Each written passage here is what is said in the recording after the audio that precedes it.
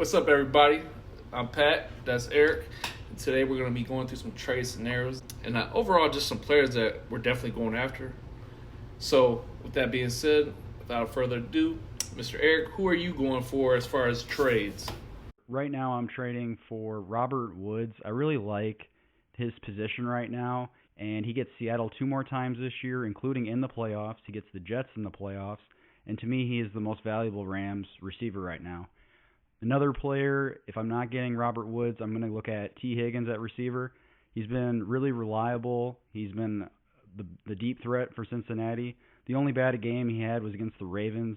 He's not going to face them again the rest of the fantasy schedule. He gets them week 17. I really think we're bound to have A.J. Green miss a couple of games. I know that I don't want him to, but I think it's bound to happen almost with him. And just overall, Higgins, he's going to be facing an extremely easy schedule. And on top of it, Joe Burrow has the most 300-yard passing games. I think he just passed Andrew Luck, or he's about to. But Pat, yeah, who are you trading for right now? Who are you interested in? Well, my number one is easy, Jonathan Taylor. They're not using him effectively, so definitely going after Jonathan Taylor. Next one would be Chase Edmonds. I'm high on Chase Edmonds, and I think with Kenyon Drake going down, that's kind of passing the torch, and they're not going to look back. Even if that timeshare goes like a 50-50 split, we already know that Chase Edmonds can be effective with 30%. So the next guy, well, I guess I'm torn, man. I think it's between Fulgham and Jalen Reagor. If I can get both of them or one of them, obviously Fulgham right now, but then Reagor secondly. So, Erik, now there's a few people. Who would you trade away? I like trading away Chubb right now. If you have a below 500 record, if you only have 1 or 2 wins, that doesn't make sense to hold on to him right now. He's not expected to come back until around week 10, if not later. If you've only won 1 or 2 games so far, I have some stats on that. I ran the numbers in a 10-team league that I have where 6 teams make the playoffs. Teams that win 7 or more games, 100% have made the playoffs. That means they've gone 7-6 or better. If you get to 6-7, you only have a 43 or just under 50% chance of making the playoffs. And then if you only win 5 games, it's almost impossible for you to make the playoffs. We've only had it happen 1 time in 10 years, and that team had the second most points scored. So when you're holding on to Chubb, think about that. It's like, what are we going to do? Are you going to hold on to him for 4 more weeks? You got to win out almost. What's the point of having him right now? It's do or die for you. You need viable starters right now. Also, someone that I talked about in a previous video, Todd Gurley, and this is another person. If you do have a bad record, if he helps you win a game this week, maybe you can flip him now because he does not have a good playoff schedule. He plays Denver soon. He's going to be facing New Orleans twice. They're really good against the run, and then he has a late bye week, so you don't get him that week. So I think Todd Gurley for me is somebody I'd trade away right now. But Pat, who are you looking to move right now to get your team better or make a playoff run? Right now, I'm really low on the Bucs receivers, and I won't say all of them. Mike Evans, he's Mike Evans. He's gonna go off, and he's gonna have 2 zeros. like really, that's how he is. And I think at this point, especially with Antonio Brown coming to the equation, your chances are so high now. He's gonna go off this week, I believe, and the week he goes off, I would trade him, okay? Because it's a headache. It's a headache. I know if anybody's come to me with him, I don't want him.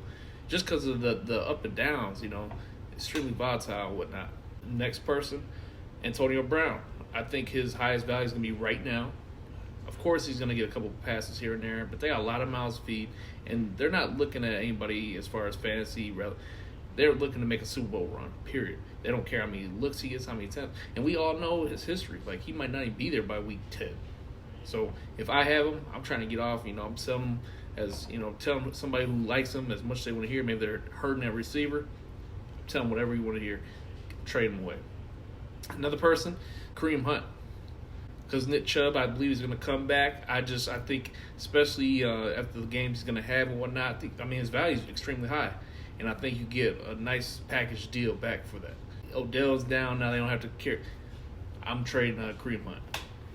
So now we're gonna look at some trade scenarios. Once again, thank you, like Erik said, to those that comment and whatnot.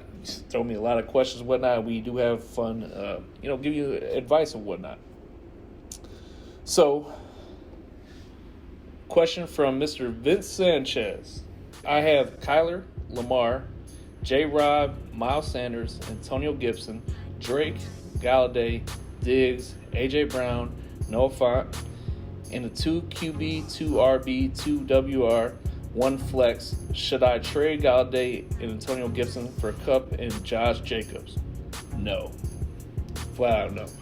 I'll tell you what. Galladay is unquestionably going to get looks. Number 1 receiver. Antonio Gibson's ceiling is really high to me. He's going to get the opportunities. They love him. The offense is young, it's flourishing, and whatnot. Jacobs, definitely good. But Kupp, no. Like you said, Erik just told you, Robert Woods is the focal point, right? As far as receiver, Kupp's going to have those duds too, and I don't have time for that.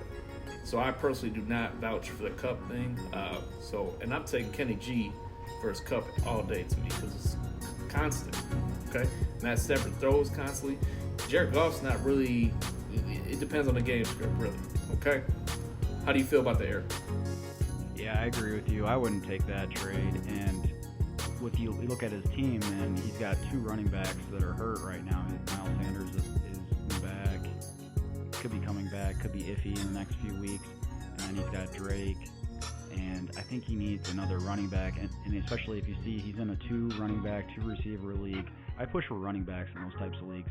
Just do the math. We have about 25 viable running backs in fantasy. We've got about 50, given the week, viable receivers, and you only have to start 2 of them. So why not gang up on the rest of the league? He says he's 5-2. Why not try to get somebody else's running back, get some running back capital, and it kind of works to like suffocate the rest of the league. I think if you just have all the running backs in those 2 receiver leagues, because they're just not, the running backs are more valuable. But yeah, keep the questions coming. We have a lot of fun answering them.